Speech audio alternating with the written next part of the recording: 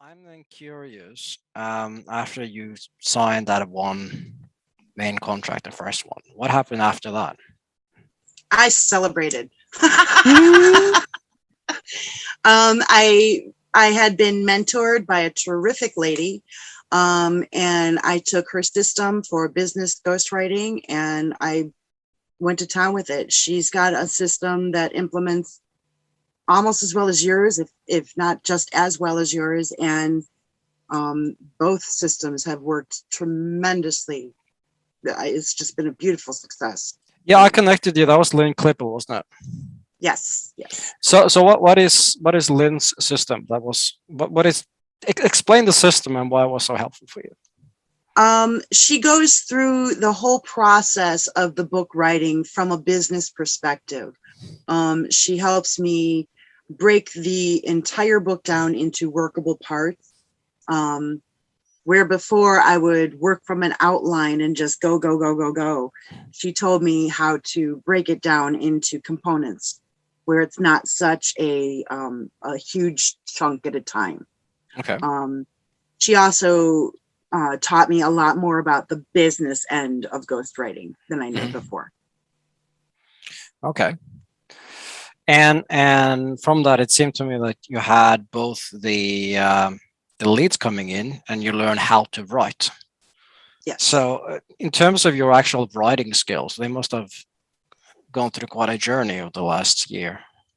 Well, I was already a published author. I have had poetry published before. I've written newsletters and written for papers, community papers before as well.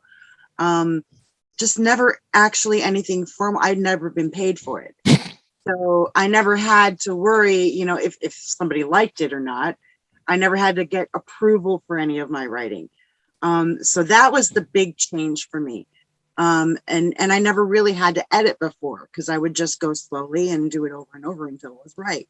Mm. So but now I know how to do all those things and do them um, productively, efficiently, so that I don't have to do things over and over and over.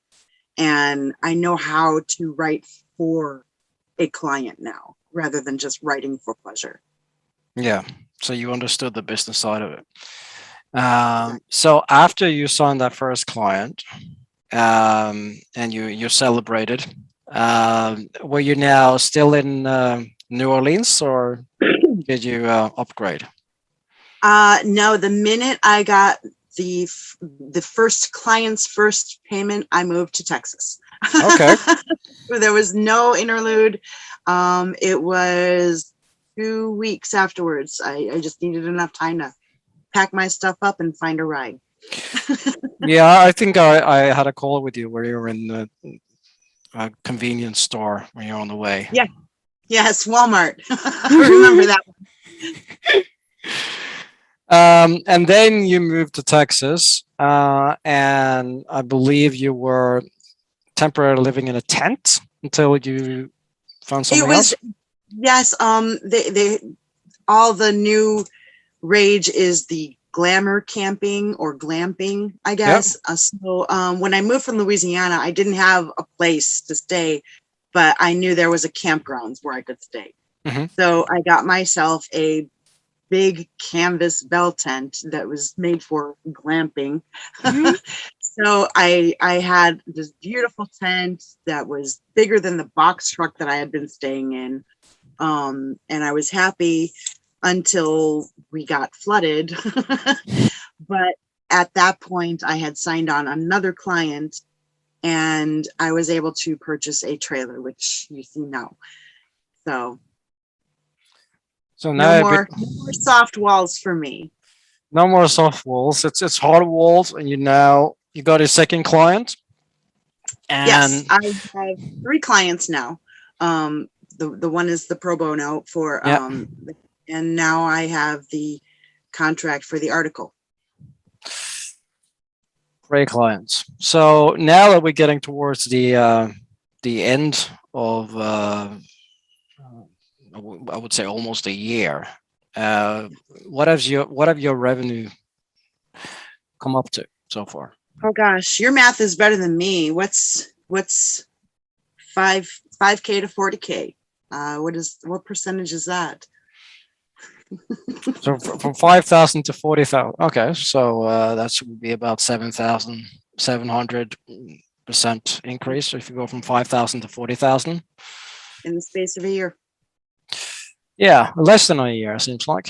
So now you are living relatively inexpensively, if I understand it correctly, but comfortably. It's a nice. It's a nice RV setup you have. You have your 3 dogs there that we haven't seen so far in this recording. I fed them and they're sleeping off the dinner. So I fed them early for the interview.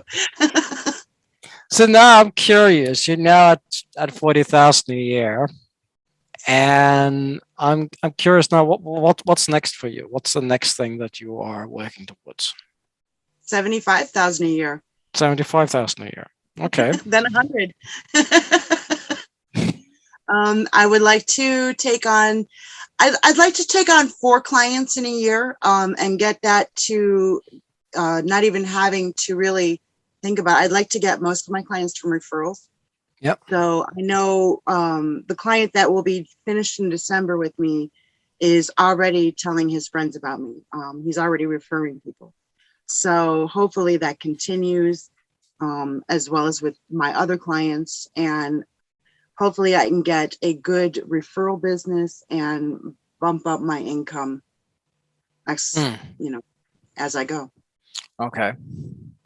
So in terms of your life happiness, now we're now out of the box truck. We're out of the New Orleans area. We are in Texas. You have, if I understood it correctly, you're living in an area that has a lot of your former Renaissance colleagues. Yes. In fact, I'm living in a Renaissance festival worker community. Nice. It's right behind the big Renaissance fair here, and there's a road that I live off of that is dotted with campgrounds that are owned by people that have either worked or are working for the Renaissance Festival. So it's kind of like a semi-permanent home for a lot of people. Some people stay here permanently. Other people come here once a year and then they're gone after 2 months. So you are really more of a digital nomad now than you were before. You were a festival nomad. Yes.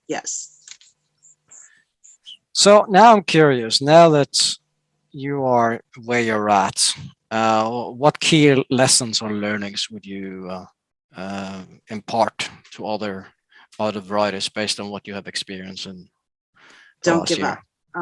Just keep going and eventually it will happen. Put in the work, put in the diligence, and just keep plugging away. It's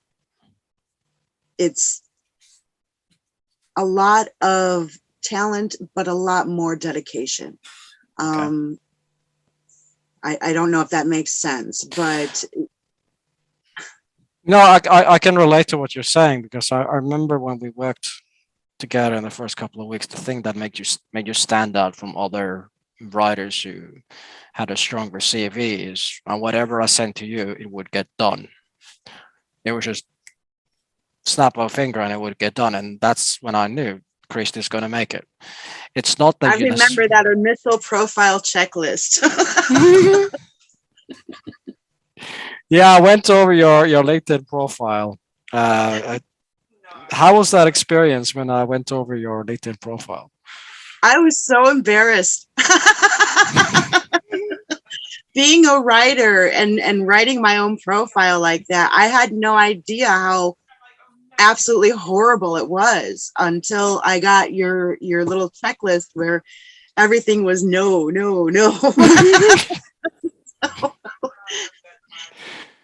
There are a few lessons I think that most people can take from listening to you. And when it comes to the LinkedIn profile, what did you learn? What did you identify that was the biggest thing that you did wrong when you started? We talked a lot about telling the reader what I could do for them rather than about me. Rather than I sentences, do you or we sentences, you know, like you can do this with my help. Rather than I can do this for you. Yeah.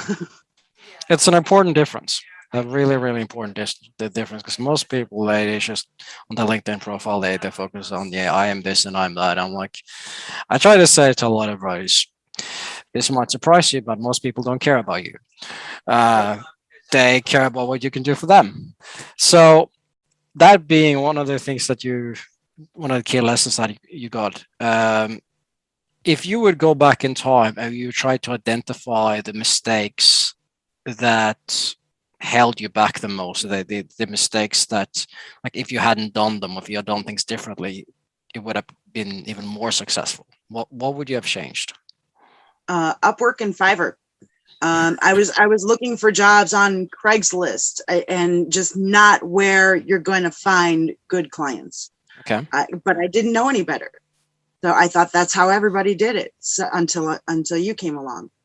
Then I realized I didn't even know LinkedIn could be that much of a resource for me. Okay.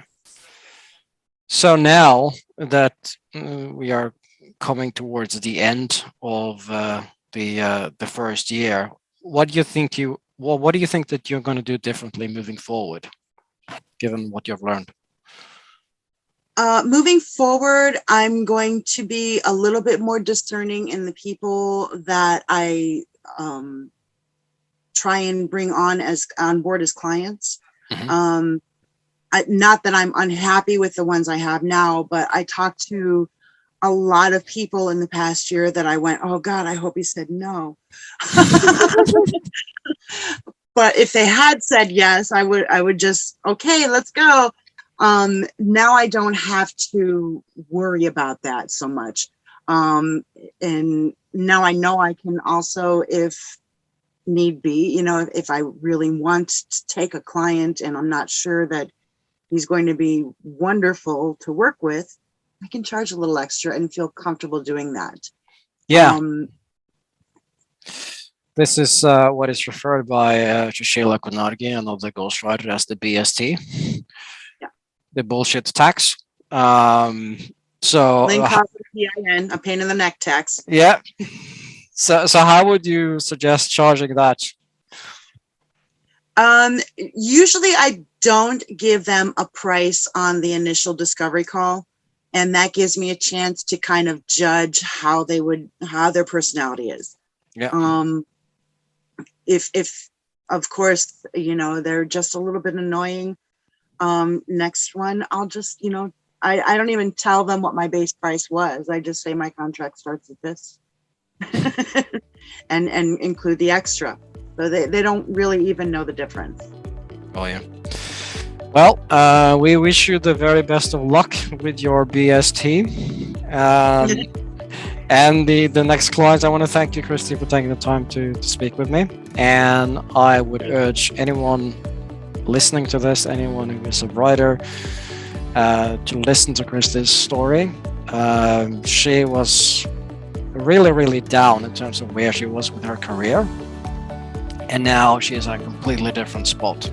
So I guess the number one message I want you to take from listening to Cristi is things can get better. And if she's able to get out of the situation she's in, you're able to get out of the situation that you're in.